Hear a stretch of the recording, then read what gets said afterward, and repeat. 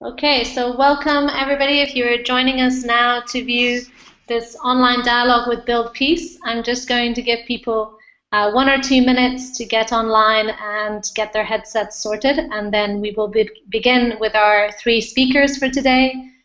We will be on this dialogue for the next hour, including some time to accept questions. If you're already online, you can begin to think about the questions you'd like to ask, and you can use the Q&A function on your Google Hangout in order to submit questions.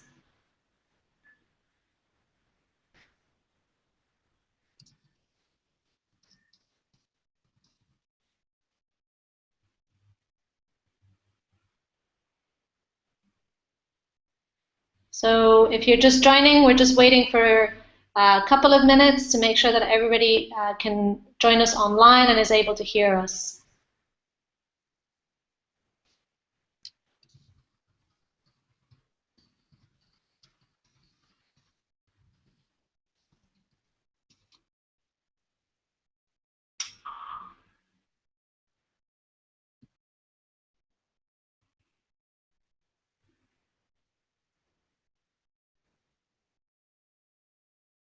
And just waiting for 1 more minute before I get started.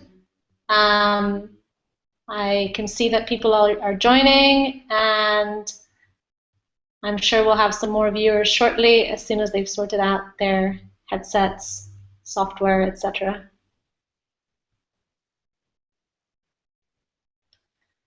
We're very excited. I think some of you will know that this is actually our second online dialogue. We had our first online dialogue last week with Diana Chigas and Bruno Siqueira, and it was a great success. There were many of you who joined us and who not only listened to their inputs but also asked some great questions. If you missed that dialogue, you can actually see it online. It's available on YouTube, so be sure to check that out. You can see it on our YouTube channel.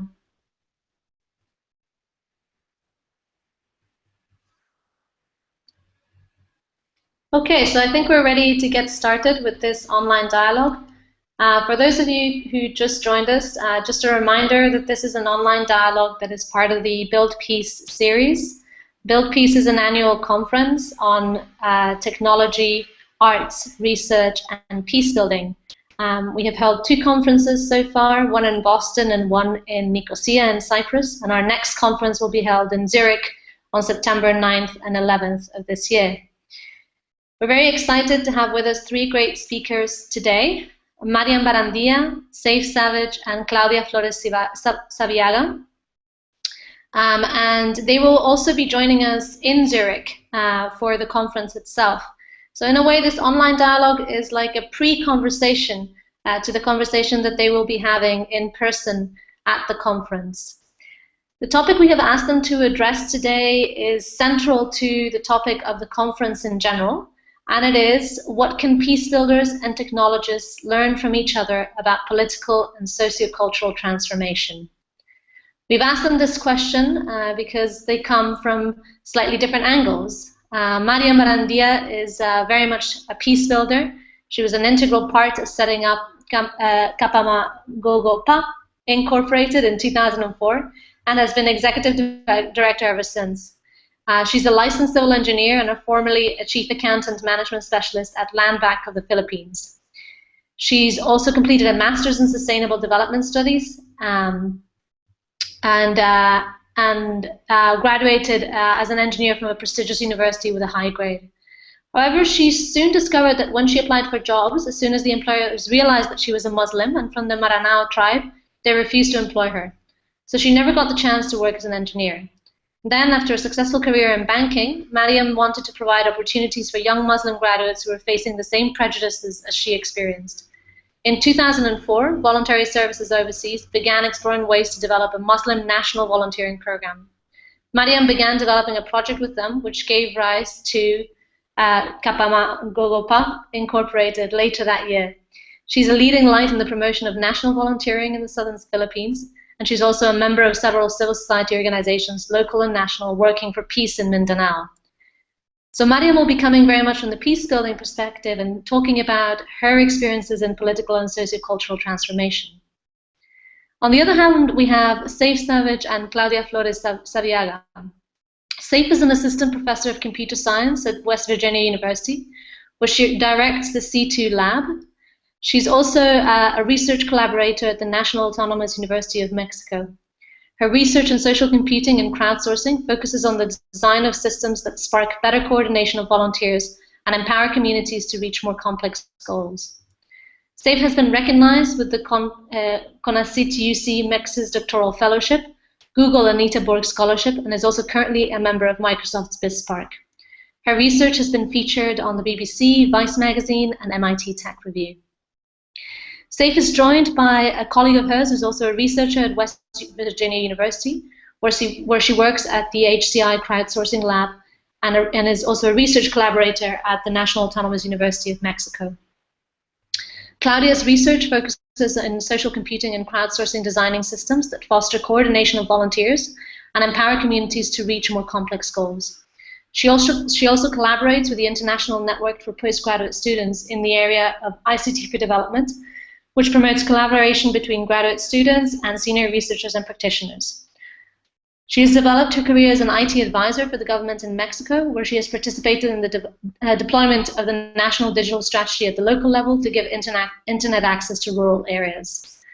So Saiph and Claudia will come very much more from the perspective of how does social and political transformation work from the perspective of technologists.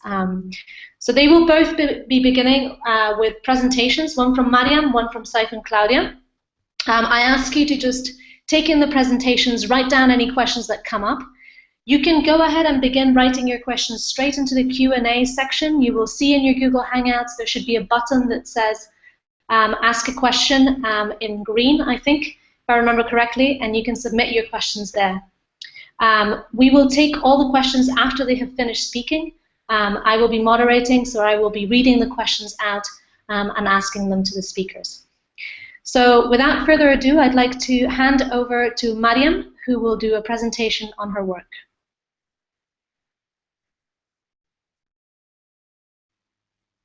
Mariam, you can go ahead.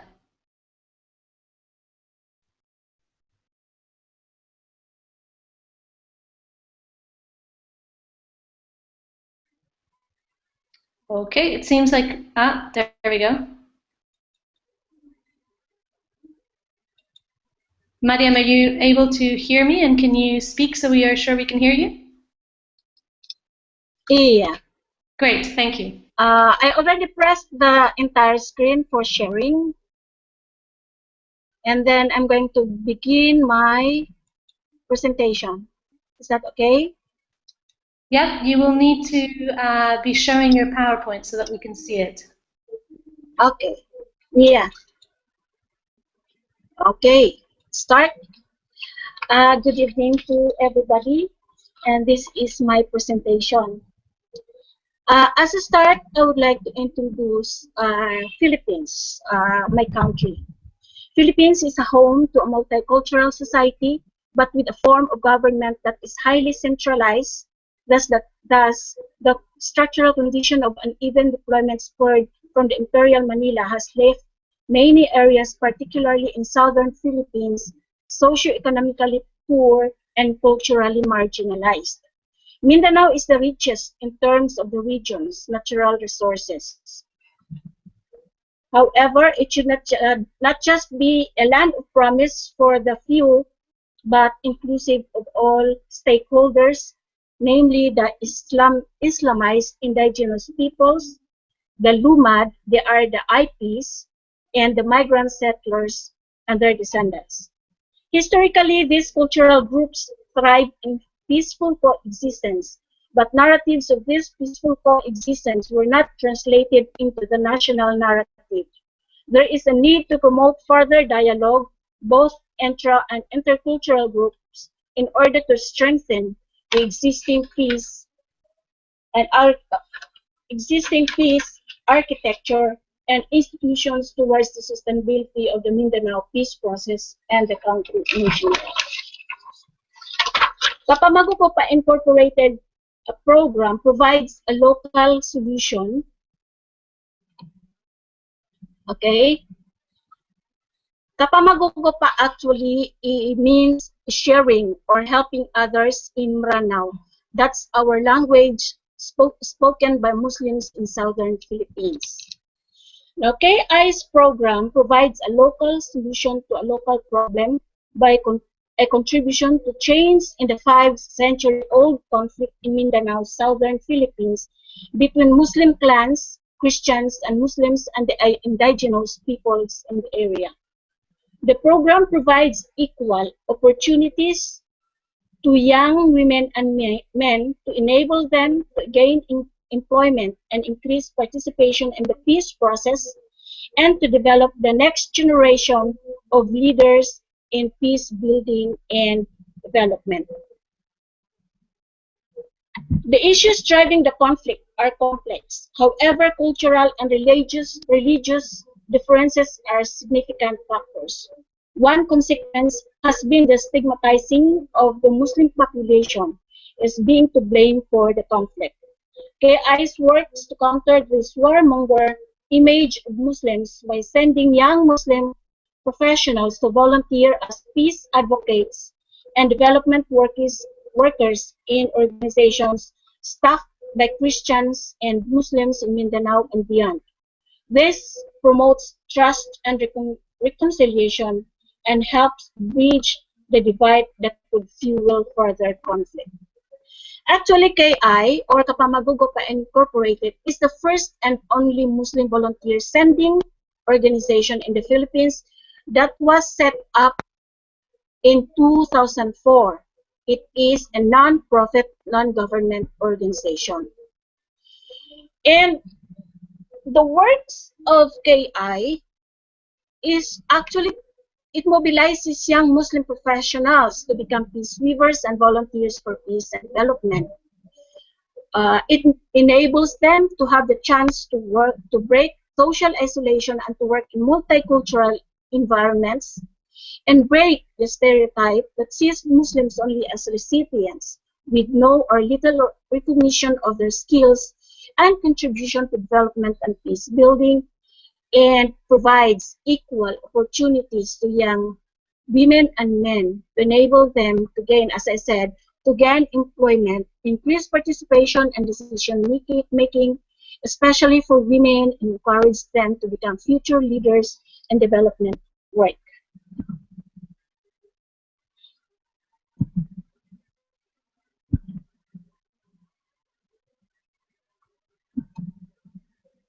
Okay. We have several programs, but the main program of Kapamagogopa Incorporated is on volunteering program. We recruit, trains, and places young Muslim peers. After recruitment and training, volunteers spend 1 year working on their host partners' projects. They live and work alongside their Christian counterparts and directly contribute to healing any rifts that might exist between communities by constructing a better understanding and acceptance of different cultures at the grassroots level. So we have several focus areas. We have peace building, disability, livelihood, health and literacy, emotional recovery, micro enterprise, and disaster response.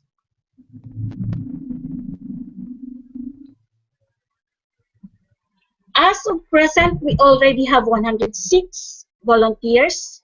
We have 67 female and 39 men. They were able to contribute 310,000 hours of voluntary work with 28 host partners organizations, both in Mindanao, Visayas region and one in Luzon area. They were able to touch directly or indirectly the lives of over 700,000 people in the Philippines.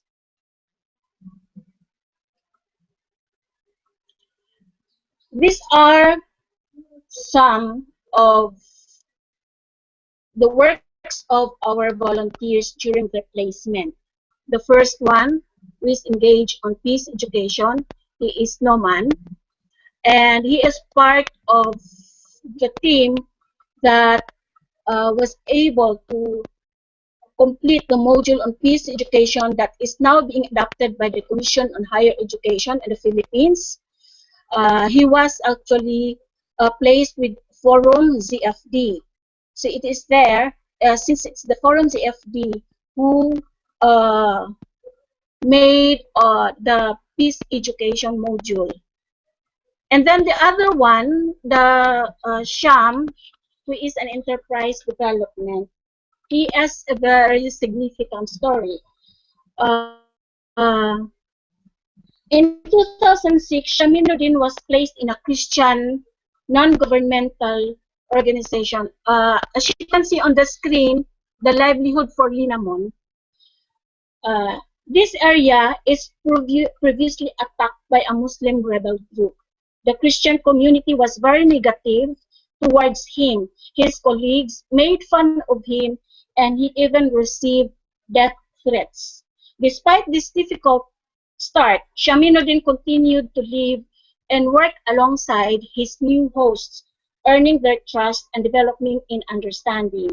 After his 1 year volunteering with that host organization, he became a manager at that NGO and earned the respect of the member of the community. Another focus area is on disaster response to Typhoon Haiyan. On the left side, that's Jalila. She's a social worker placed at a Christian organization, and she is working with the IPs, indigenous peoples in the hinterland. On the right side is Asmin. She was placed in Cebu City, that's a dominant Christian area, and working with the deaf. And at that picture, she is doing a sign language to the deaf. This is during the disaster response to Typhoon Haiyan.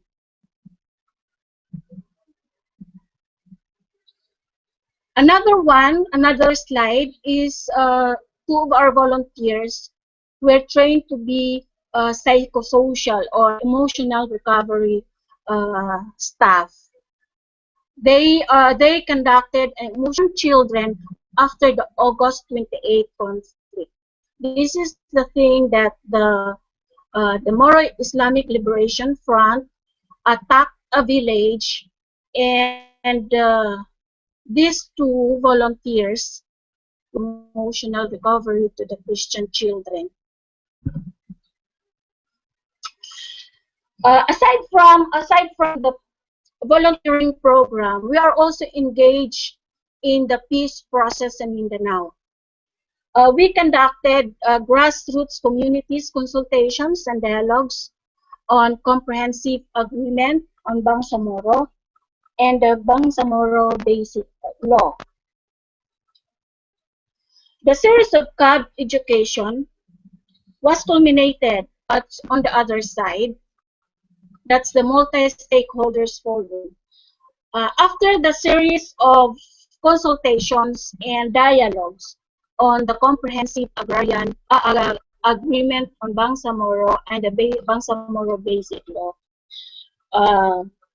it was culminated in a convergence to celebrate the partial gains of peace advocacy in our area, that is in Iligan and the Lanao areas, through a tri-people convergence for kinship. The convergence featured the positive changes contributed by all stakeholders in the last 10 years of painstaking collaborative efforts to keep the peace on the ground. The convergence likewise creatively featured the positive changes from complementary and cooperative endeavors of partners for conflict transformation, which have backed the improvement of relations within and neighboring communities of Iligan and Lanao areas. It highlighted appreciation of the multicultural and multi-ethnic Mindanaoan participation in managing changes within and outside the Moro system, Bangsamoro system. Mariam, I'm sorry to interrupt you. Yes. Just Yeah. very quickly to say, we probably only have about 5 minutes left in your presentation, and I was wondering if perhaps you wanted to go ahead to the section on digital peace building, which I know you have because you shared it earlier, since that will probably be of particular interest to our viewers. Would that be okay if you maybe go through the Okay. slides quickly and move on to the digital peace building part? Okay. Thank you. So do I have only 5 minutes? Yeah, that's right. Actually, this is the last second to the last slides for my peace building activities, for my peace building works. The second to the last one is on the peace process. We engage into listening sessions on transitional justice and reconciliation with the Bangsamoro women. Actually, the listening sessions, all the documents that resulted to this were being submitted to the Transitional Justice and Reconciliation Commission for them to like study also. It is part of the research. And then the last one is the rebuilding lives of women and youth who are former and families of MILF ex-combatants through giving them capacity building. So there are lots of trainings, capacity buildings what we give to these Bangsamoro women and youth. So that's my last slide for my peace building, and the next one actually the next slide is where the whereabouts of our KI alumni. So we have actually 74 who are currently working for peace and development organization and staff, some in senior positions already. 23 have worked as staff at international NGOs working here in the Philippines, doing peace building works, and some have their scholarships for master's degree and joint fellowship programs. So we have actually impacts, but then these are the impacts of our program. So it helped to reduce prejudice and biases against Muslims and Islam. Christian organizations working in Mindanao are more able to deliver their services to Muslim areas. Acceptance of local Muslim volunteers by communities, both Muslims and non-Muslim communities. And the important thing, it was able to change the perceptions by the host partner organizations of a structured and systematized volunteering, and it promoted national volunteering in general and Muslim volunteering in particular in Mindanao.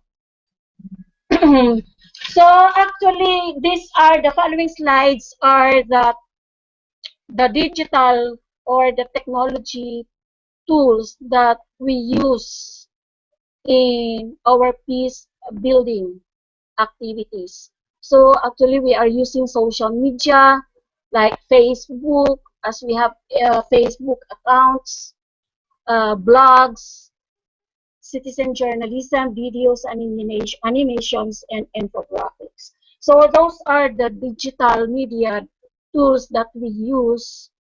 But actually, there are limitations.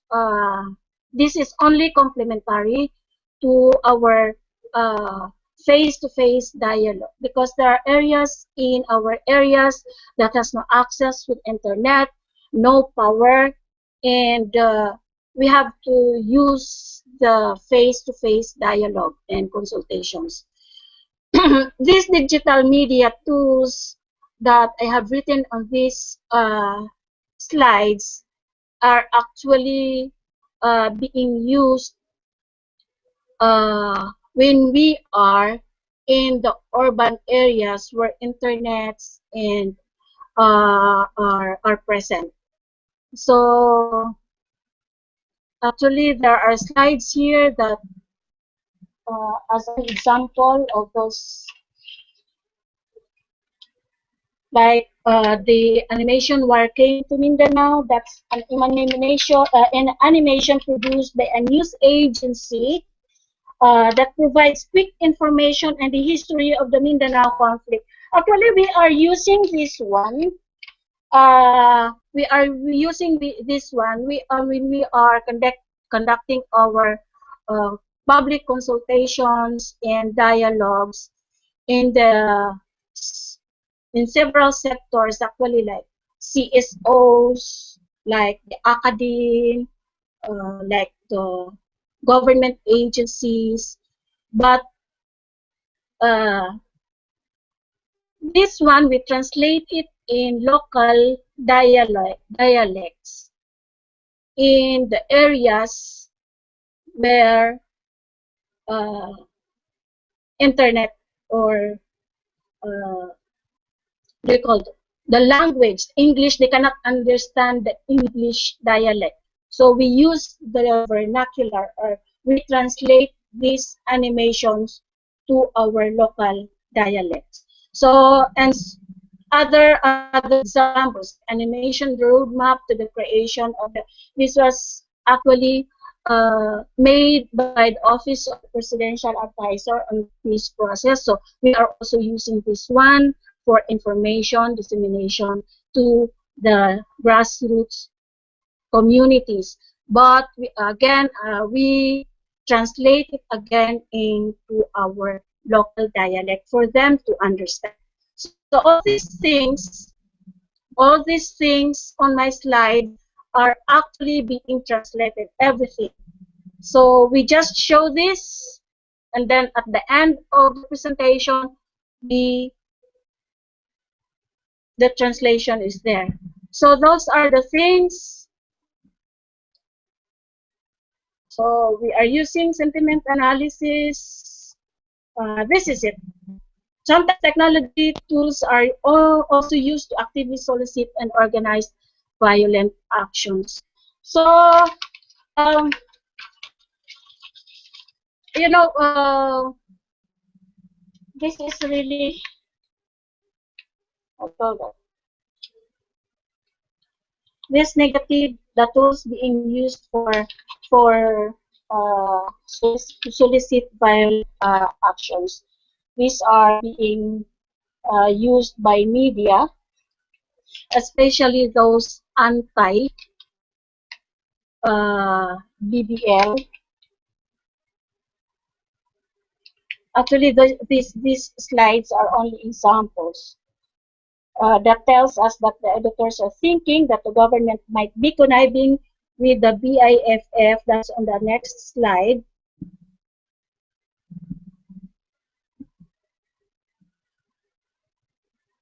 And these images are very powerful, especially in shaping the attitudes of people towards the peace process. So those are the things actually. So I think I will wait for the questions, if we have some questions from the listeners of this dialogue. So thank you, Helena, and the rest Thank you, who are Mariam. listening now to my presentation.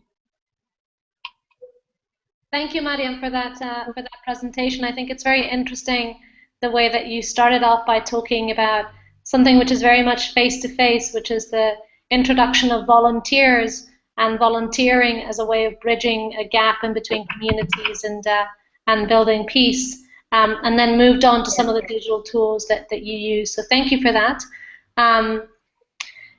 I think we're going to move now to Saiph and Claudia. So just as a reminder to everybody who's listening, if you start to have some questions that you want to ask Mariam or you want to ask Saiph and Claudia, you should be able to see a green button that says Ask a New Question in the right bottom corner of your screen, and you can use that to submit a question that I will then read out after Saiph and Claudia have spoken. So Saiph and Claudia, the floor is yours. You've got 15 minutes. Please go ahead. Okay, thank you. Thanks. So we are going to be talking a little bit about what we are doing in the realms of creating technology to now organize volunteers. So I'm going to share my screen also really quickly. So we have been working on, here we go. Dun, dun, dun. So oh, sorry. Let's see. Do you guys see my screen? Yes, we can see your PowerPoint now. Perfect. Okay, perfect. So I'm just going to put here. Dun, dun, dun. Okay, so we have been working a lot on the realms of how can we use technology now to start to organize volunteers. And we're looking at this problem in terms of how can we crowdsource volunteers. This is how can we recruit them, how can we coordinate them. And so when we start to think about this, it's important to think about, okay, so why is volunteering difficult? Why is organizing volunteers hard? This is actually a photo of Mexico City in 1985 when there was this huge earthquake in which around 6,000 people lost their lives. And so what was very interesting about this earthquake was that the citizens became the rescuers. And so everybody took a role into helping other citizens get out of the ruins and just helping everybody out. So when we start to think about, okay, so how can we organize, for instance, in these natural disasters that we have citizens that want to do good, but maybe there are different limitations that might prevent them from doing good. It's important to understand what is the volunteering pipeline that exists. So when you want to organize volunteers, first you have to have recruitment, right? You have to get people together. Then once you have recruitment, you have to coordinate them. You have to tell them, okay, this is the different actions that we're going to start to do. And then finally, you want to get volunteers to produce action, to produce the work. And then afterwards, you want to do assessment and follow-up. However, all of these steps are actually very complex and have difficulties. So in this talk, I'm going to talk briefly a little bit about some of the work that we're doing in the different pipelines. So in our research, Claudia and I have been studying different systems so that we can systematically produce, for instance, recruitment with volunteers, coordinate them, take action. So let's start now with volunteer recruitment. So when we're thinking about volunteer recruitment, so as Mariam had said, for instance, a lot of these organizations are already right now using social media to organize themselves and get more people involved in the recruitment and get people involved in activism, volunteering. However, some of the things is that it's kind of hard to know what is the best strategy that we should be doing so that we can get people involved. You might invest a lot of time in, I don't know, writing these emails, and nobody might show up to your effort. And honestly, it's very hard even to have experienced staff that can know what are the best ways to produce action with these volunteers. So what we started questioning in my research group, so I'm working with the West Virginia University and also collaborating with the National Autonomous University of Mexico in Mexico City, and was that we started thinking about, okay, so how can we create better tools so that we can systematically recruit volunteers for action? And so we started, how we see this problem is that there are two ways in which we can start to recruit volunteers. In one scenario, we have, for instance, a person that will understand in detail what is going on with the volunteers. He will visualize everything, every trait of the possible volunteers, and then he will use that information to start to organize them. And so here we assume that what is important is that we need to create tools so that the human, the organizer, can rapidly understand and visualize with what kind of people he is working with. And then another approach is just to tell the person, you know what, to the organizer, you know what, you don't need to know anything about the volunteers. We're going to let these automated agents do things for you. And so this other approach is taking it as, okay, the organizer can be completely laid back and he will just let, for instance, bots start to recruit people and scaffold collaborations with them. So we're going to look at one of these approaches that we created in which, the organizer is just going to let bots start to recruit humans and organize them for action, for volunteering. And so if you think about it this way, it's much more simpler for people to start to produce action, as the robots are going to be the ones that are going to be investing time in convincing people. So we created this system called Botavist, calling volunteers to action using online bots. So online bots have been used a lot by governments in different instances, for instance, to promote themselves, sometimes silence others, etc. But actually, bots to help volunteering and activism are a little bit more rare. So we started thinking about, okay, so how could we use these bots to help to start organizing volunteers and people? Well, we thought, okay, so currently what happens? You have a human that is behind his computer and that is creating all these messages to try to get people to do action. And at the end, nobody might come. But so what we can do is that we can create bots that now what they're going to do is they're going to try different strategies to get people to get involved in a collective effort. And this way, the bot's going to try out different strategies, and then the bot is going to start to initiate some action with the people who respond. And so then we started thinking, okay, so what strategies should the bot start to do? Which ones are the ones that are most relevant? And so basically how our system works is we just give it, let's say, a keyword that we want, volunteers to go out and fight corruption. And so what our system does is that it finds people that are currently tweeting words related to the words corruption. And then our bots go out and just tell the person, hey, let's start collaborating to fight corruption. Let's start to first, for example, to brainstorm how we can fight corruption. And so the bot sends them a message, and then people might respond, and then the bot will ask more action from the people that respond. And what we can consider is that within this space, the bot can try out different strategies to get some action from people. So the different strategies that we considered was, okay, let's have just the bot be direct. Just upfront tell the person, hey, you know what, can we collaborate to fight corruption? Some other strategies might be having solidarity. Hey, let's do it for our nation, one for all for one. Let's fight together corruption. The bot can also tell them what they might gain from participating. If we fight corruption together, we can do something amazing. What people might lose if they don't participate. So we had all these strategies, and then we just wanted to see, okay, what is the most effective thing to get people to do some action? And how are they participating when bots are calling them for action, especially for this initial phase of recruitment in which we're brainstorming. So overall, what we found was that people were better when they received direct messages from bots. Just being upfront about that they want to participate was what got the most replies from people.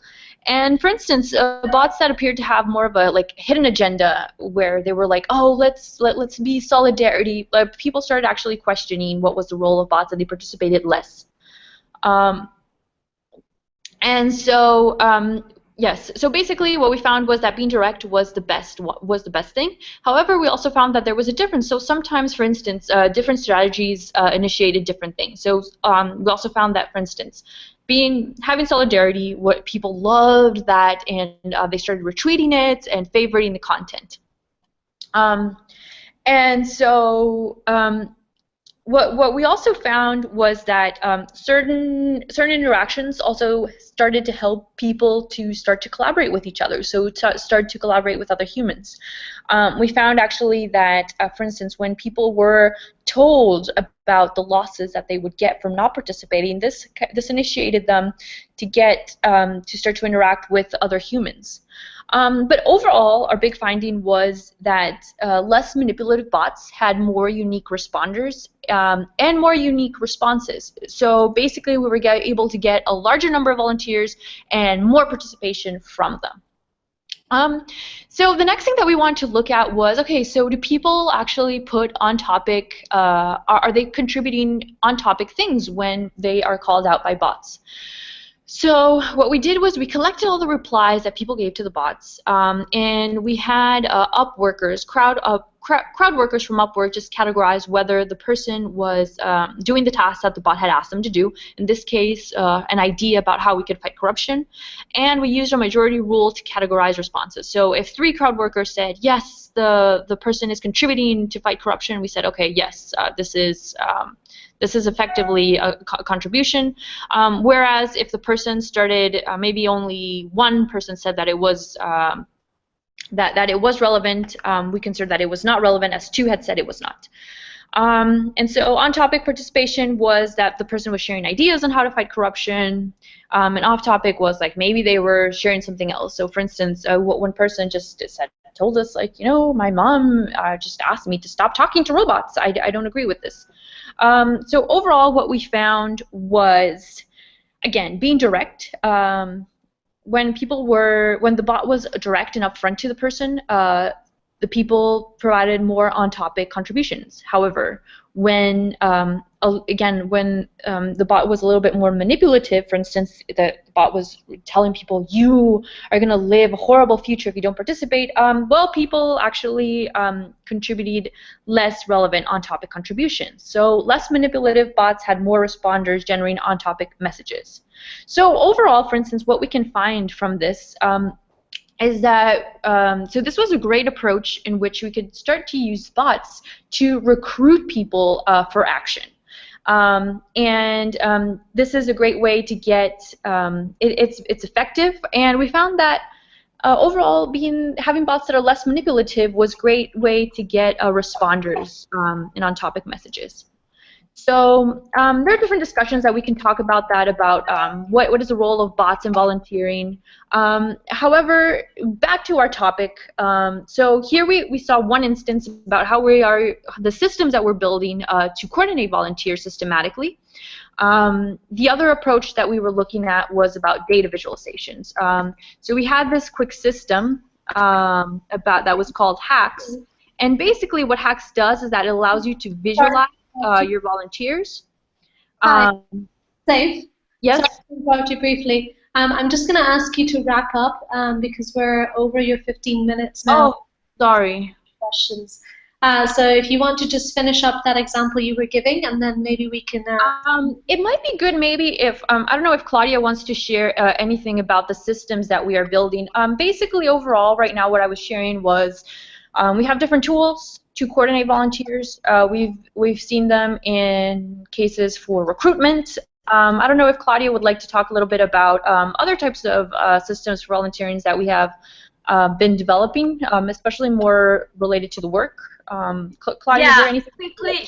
Quickly, just in the same topic of micro-volunteering, we've been testing the same approach with Wikimedia Foundation, just to give access people to a way to contribute to the project. So, for example, we know that learning, it's a great opportunity for people to develop their careers and develop themselves. But if they don't have access to information, there's no point. So what we did was to give the same volunteers, we recruit volunteers, and what we did were the tools to micro-contribute to Wikipedia. So what we found is that people are willing to participate. Almost 80% of our recruits were giving ideas or giving contributed to Wikipedia directly to help them improve that information that was accessed in the site. Also, what I wanted to say is that people needs way to access information, but if they don't have the technology to access it, there's no point that the information exists. So in the government, we've been trying different ways to give people this internet access. And we found a project that actually was recognized by Bill and Melinda Gates Foundation that was called Program Vasconcelos. What it was a mobile technology program that take computer internet access to rural area, taking satellite internet to the rural and areas where internet access was not possible to bring any other way. So people in rural areas get access to education. Their parents get access to different kinds of education, but the use of volunteers that were immersed in the program. So that gave us a great example of how we can help people without that don't any other way would not have access to internet to actually get education, get better opportunities for their lives, and this promotes peace. Because right now in Mexico we have a problem with organized crime. We have a lot of drug cartels in the whole country, and what we found is that people in poor communities that don't have access to education, to jobs, if they don't have any other opportunities, they will be recruited with drug cartels. So giving them another way to improve their lives is a way to actually build peace through technology. And I think that sometimes people do not understand that point of why technology is important to building peace. Thank you, Claudia, and thank you, Saiph. That was very interesting, and I think one of the things that I love about this dialogue is that you come from very different perspectives, but you're also coming together on two things, not only on peace building and the effects on peace building and transformation, but also on volunteering as a mechanism for peace building, as you were just outlining, Claudia. So really super interesting to hear both your presentations one after the other and be able to compare and contrast. So now we'd like to open it up for questions. So if you haven't done so already, you can submit your questions via the Q&A button on your screen. We already have one question that's come in, so I'm just going to start with that one. And this is a question from Mariam, and I'm going to read it out. It's from Kate Mitty. She says, "Hello, Mariam. Thank you for presenting your work. Can you speak about how you measure the reduction of prejudice and biases?" So, Mariam, that's a question for you. Can you speak about how you measure the reduction of prejudice and biases?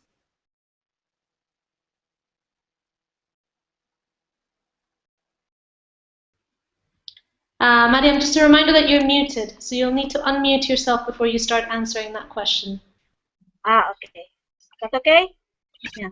We measured the reduction of the prejudices and the biases towards the Muslims by the change in the attitude and behaviors of the communities served by our volunteers towards our volunteers.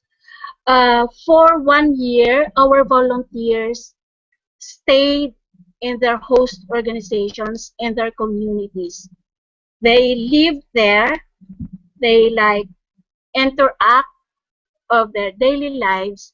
At first, you can really see the animosity.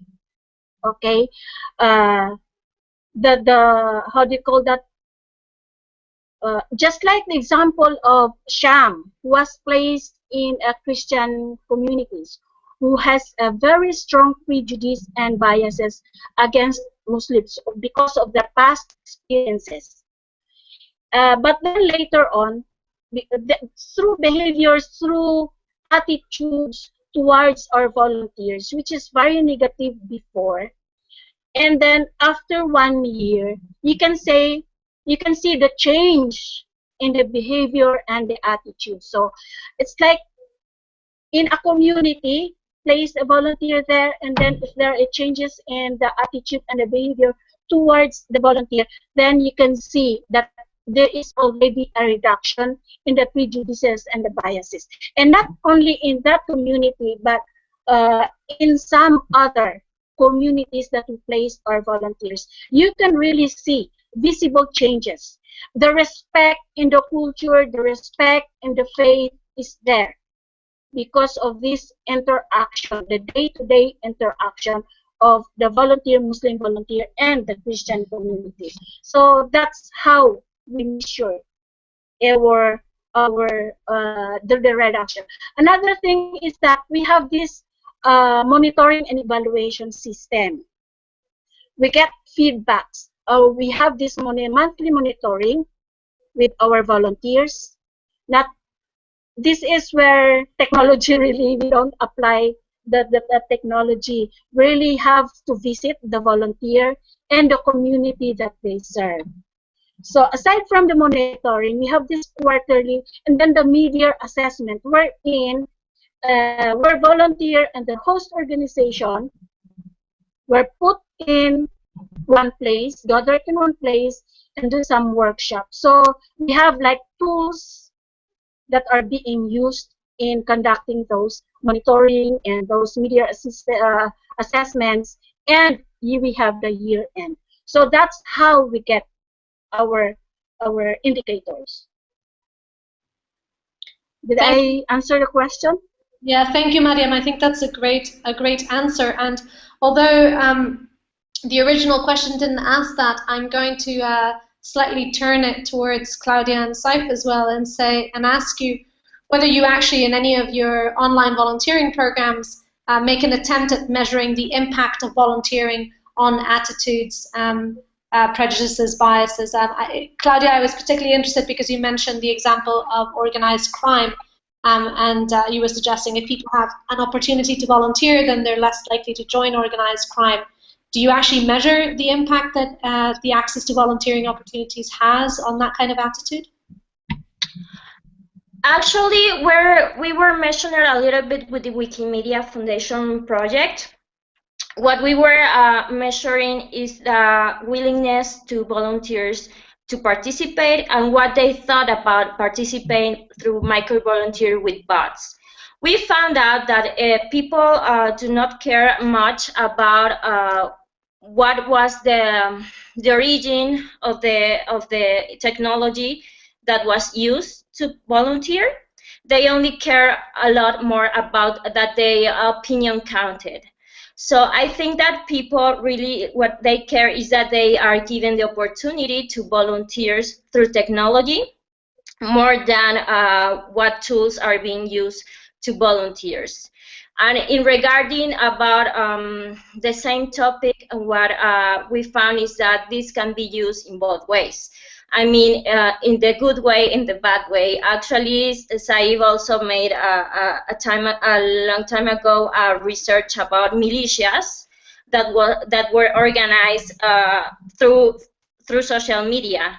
So actually, technology can be used in both ways. Actually, organized crimes is using technology also to organize themselves. And well, I think it's a matter of how we promote the values using technology to our young people so they don't have to go with the organized crime. So I think that technology is a tool that can be used for social good, for peace building, but it's up to us about how to use it and how to promote the use of social media. I would also, that's great. I would also like to add, right now we are actually doing a project about news bias, and what we're looking a lot at is how does the crowd interpret different types of news biases that might exist, and so there it would be a good way to measure like how the different changes that we might see in how crowds are interpreting different biases, because some cases in which we believe there's a bias, the crowd doesn't detect it, and similarly cases where we don't see a bias, the crowd is it's very interesting, they are detecting a bias. And so we're looking at ways in which we can see the biases that the crowd detects, and also how we can trigger the crowd to take action to overcome the bias. And yeah, that's some of the research that we're doing. But Claudia is right. We have a lot of work in which we are measuring a lot about how we're measuring a lot the micro participations that people do along the way of their volunteering, and that's a good way in which you can measure changes. So maybe, for instance, when we have also looked at citizen journalists with Claudia or organizing people to create small news, there you can also detect how people are changing the way that they're discussing about different topics in their city, and that's a really good way to see possible changes maybe in discrimination that people might have over about certain topics, etc. But I think that's an excellent question and very, very interesting. And thanks, Claudia and Mariam, for the answers. It was very interesting, actually.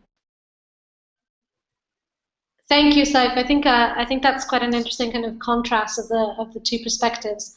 And there's another question, which is actually this time directed at Saiph and Claudia, that says, you raised the question of responsibility for bots.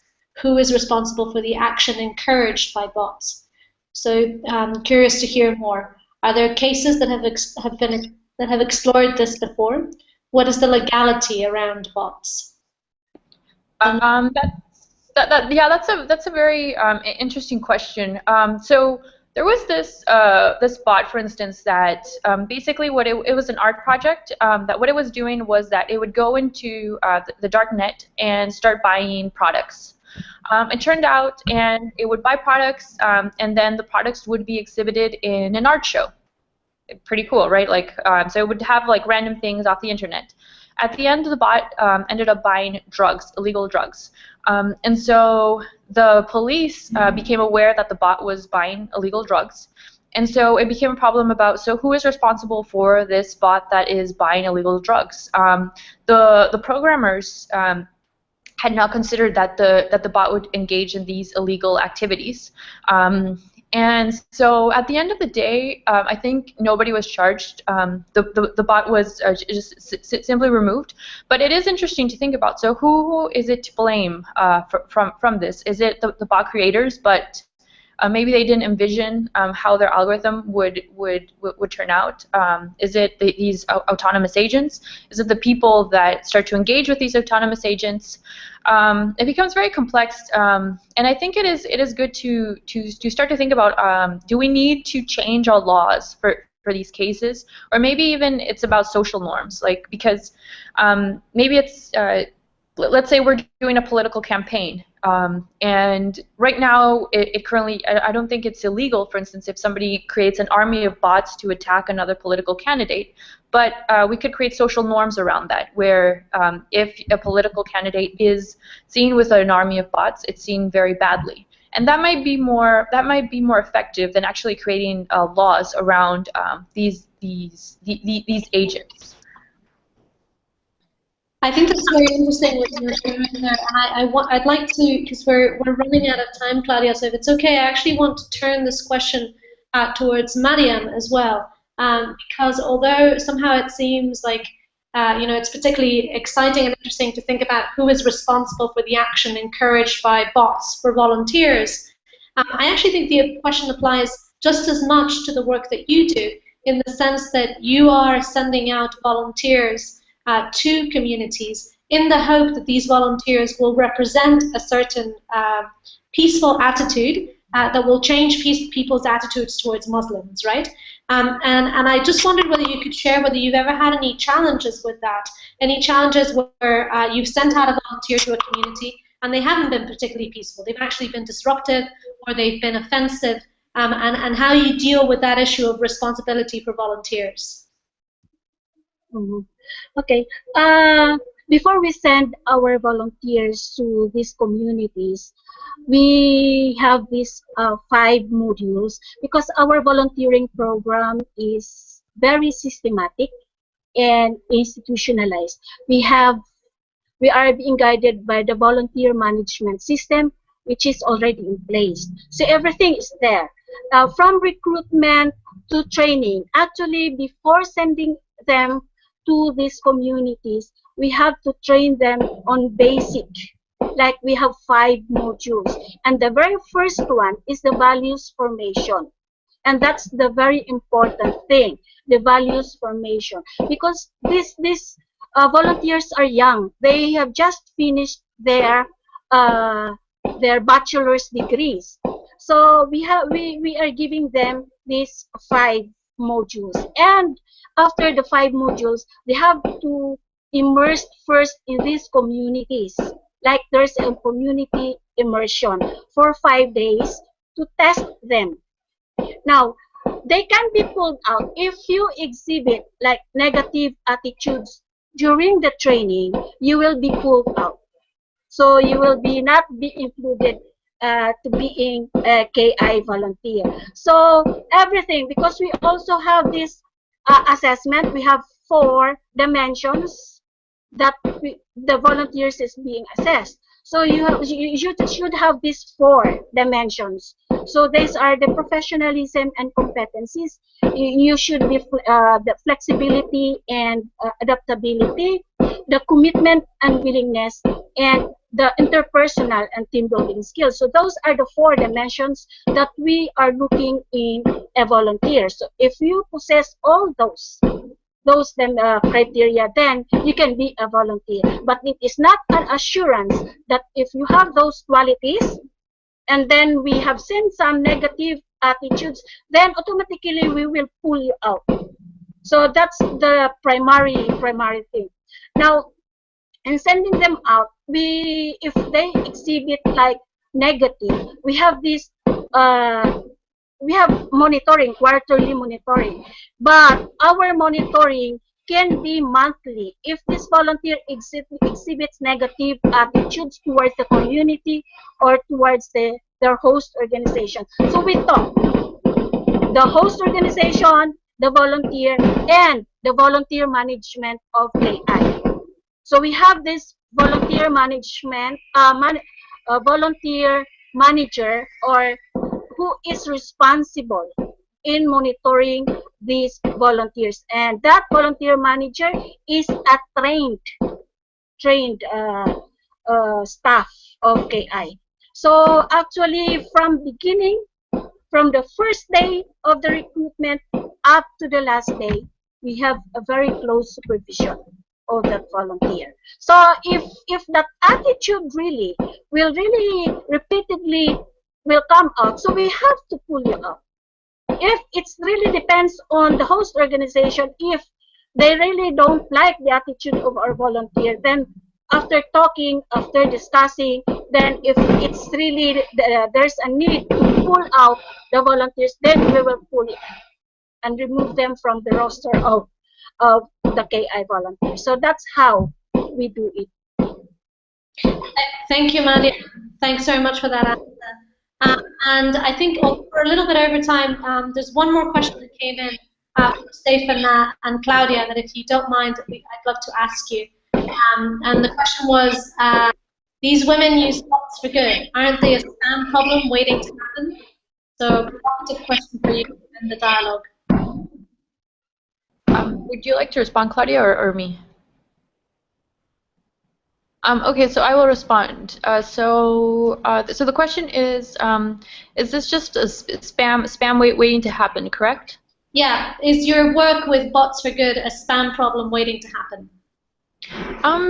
So how we see it is in a future. So if you think about it right now, bots have become even more popular, and so all of these different social media platforms have enabled bots. It's more, I think, instead of seeing them as a spam, you can see them as, for instance, these agents that can help you in the different tasks that you are doing. And the cool thing about them is that you don't need to download any app to start to get some guidance about the work that you need to do. Also, since they're on social networks, you solve the cold start problem. And so those are some of the nice things about bots. Right now, for instance, we're not looking into the recruitment problem. We are looking into how we can guide people for work. And so there are, I think, different instances in which you can look at how bots can help volunteering. It might be that a lot of people, maybe if everybody took the approach of using bots, it might be that they get annoying for recruitment. But then maybe you could think about other approaches that you could take to get people engaged. And I think the cool thing is that it allows you to start to produce action with a large network of people who, if they care, they can just start to produce action. And so that's always nice. Answering the same question, I think it is more about an ethical problem, about who's programming those bots. We have actually an experience that we have last month was about the political elections that were happening here in the state, and what we found out was answering another question, before question, that is people started receiving messages on their phone and on the Twitter about someone telling them to not go and vote. I don't know who made those, but then you have to ask yourself who coded those bots. I mean, so actually, I think it was someone that was trying to inhibit people to go and vote. So it's more like about an ethical problem. Who are you going to blame? Because you don't know who's behind those bots. So it's a political party, it's someone that is in favor of a political party, or just a citizen that just wants to promote fear among people. So a lot of those things that happens all the time with the political elections come.